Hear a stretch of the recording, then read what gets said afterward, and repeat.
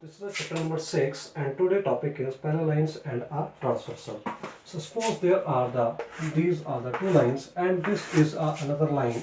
So what is the meaning of the transversal? A line which intersects two or more lines at distinct points is called a transversal line. Okay, so this is called your transversal line L, and when intersect these lines, naturally there are so many angles like this.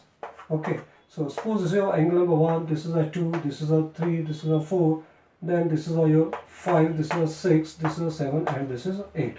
And naturally there are so many relations between these angles. So some relations are here. Number 1 is a corresponding angles. So what are called corresponding angles are like this: angle 1 and 5. This is the angle 1 and this is a 5. These are called corresponding angles. Similarly, you can say 2 and 6, 4 and 8, 3 and 7. All these are called your alternate corresponding angles. After this, number 2 is your alternate interior angles. Now, what is the alternate interior angles? So, alternate interior angles like this. These are the alternate and interior. Interior means inside. So, that means 4 and 6. These are called alternate. These are 4 and 6, and both are inside, so that is called alternate interior angles. After this, he said that alternate exterior angles. Alternate, and this is the exterior angles. So okay, so naturally this is a 1 and 7. These are called alternate exterior angles. This is the outside of this one, so that's why it is exterior. This is exterior and alternate. Okay, I like this. This is called alternate. Okay, so this is the meaning of the alternate exterior angle. So that means you can say angle 1 and 7, these are alternate exterior angles. And after that, he said that interior angles on the same side of the transversal. Okay, so this is your transversal line and interior angles on the same side. So on the same side, that means angle 4 and 5 are like this. This is the angle 4 and this is angle 5. So this is called your interior angles on the same side. So this is the first of all introduction of the your transversal and their interior and exterior angles. Okay, after this, on the next page you see there is example 6.3 is given. In this example he said that, okay, in this example he said that if our transversal intersect two parallel lines, these are the two parallel lines, and suppose this is this is a transversal. If it intersects two parallel lines, then each pair of corresponding angle is equal. Corresponding angles, I told you this is a corresponding angle and this is your corresponding angles. So corresponding angles 1 and 5 are like this. This is a angle number 1 and this is a 5, right, as I have told you. So these are corresponding angles. So in this case he said that then each pair of corresponding angle is equal. That means angle 1 and 5 both are equal. And one more thing, its converse is also true. If that means if the lines are parallel, then these angles are equal, and if by chance angles are equal, then the lines are parallel. So this is the example number 6.3 and 6.4. that is a complete. Okay, after this, on the next page you see example numbers theorem number 6.2. In this case, now what he said that if our transversal intersect two parallel lines, okay, these are the two parallel lines and this is a transversal intersect two parallel lines, then each pair of alternate interior angle is equal. Alternate interior angle equal. So this is your alternate angles and both are alternate interior. So these are alternate angles, and 1, 2, 3, and this is a 3, this is a 4, this is a, suppose this is a 4, this is a 5, this is a 6. So naturally 4 and 6 both angles are equal like this. So this is a theorem number 6.2. This is a theorem number 6.2. So he said that if the lines are parallel, then these two angles are equal. Okay, and converse is also true. If these angles are equal, naturally these lines are also parallel. So converse of this theorem is also true. That is your 6.3. Okay, so both the theorems are covered here. Okay, now after this, the next theorem is 6.4. Now in this theorem he said that if a transversal intersect two parallel lines, then each pair of interior angles on the same side of the transversal is supplementary. That means their sum should be equal to 180 degree. So these are the two interior angles on the same side of the your transversal line. And he said that their sum should be equal to 180 degrees. So this is a theorem number 6.4. Okay, 6.4. This is a theorem number 6.4. Okay, so if these lines are parallel, then these two angles, sum of these two angles is equal to 180 degree, and these are called supplementary angles. And converse of this theorem is also true. That is a 6.5.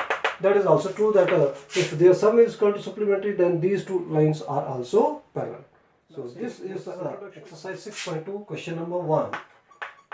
In this case, he said that in the given figure, find the values of x and y. Okay, so you have to find the values for x and y, and then show that, AB is parallel to CD. Okay, so we have to show that AB is parallel to CD. These lines are parallel. Okay, this we have to show. Okay, if we show that these two angles are equal, that means these are alternate interior angles. If alternate interior angles, then by theorem we know the lines are parallel. Okay, so now see, if it is a 50 degree, so what is the value for x? Because this is a linear pair angle, so this is a 50 degree, so naturally x is equal to, that is your 180 minus of a 50 degree, and that gives the value is equal to 130 degree.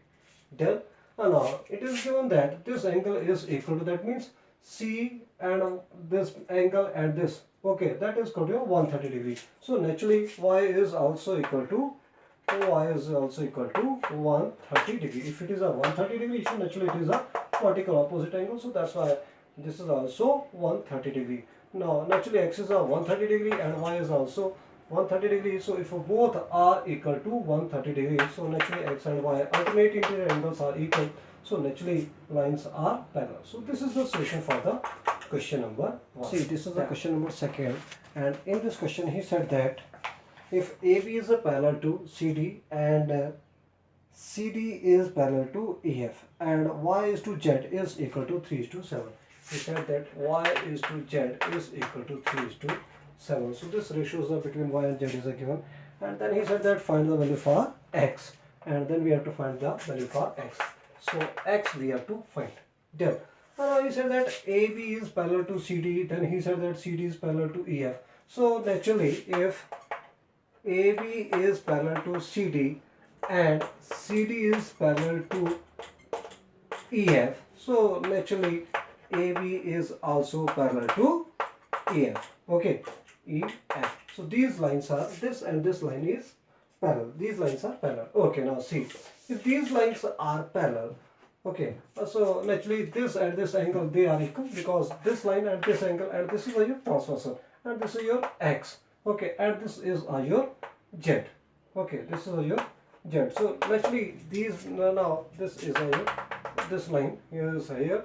So X and Z both angles are equal because lines are parallel. As we know, this is your alternate interior angles between the parallel lines. So that's why X and Z both are equal. Okay, X and Z both are equal.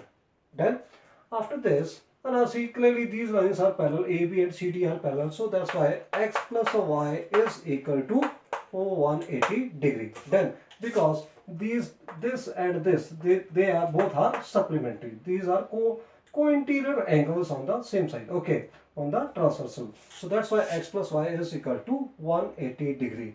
Naturally X and Z both are equal, so now you can replace your X by Z. So that means you can say Z plus Y is equal to 180 degree. Then now see what is the given. He said that Y is to Z is equal to 3:7. So you can say Y upon Z is equal to 3 upon 7, or otherwise you can say 3K upon 7K. So from here you can find the value for Y. So Y is equal to nothing but that's equal to 3K and Z is equal to 7K.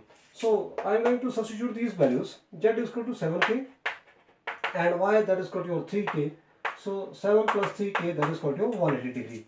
Means you can say 7 plus 3 that's a 10. So K is equal to 18 degree. Then it is a 180 upon 10. So it is equal to K is equal to 18 degree. So now if K is known, K is equal to known. So from here you can find the value for Y and Z. But X and Z both are equal. So I am going to find the value for Z. So Z is equal to 7K. That means Z is equal to 7 into K, that is equal to 18 degree. Okay, and that is equal to 126 degree. Then, so this is the value for Z will be known. Okay, and this is a z, but he said that x and z both are equal. So this, therefore you can say from equation number 1, so you can say x is also equal to 126 degree, and that we have to find. So this is your question number 2. That's all.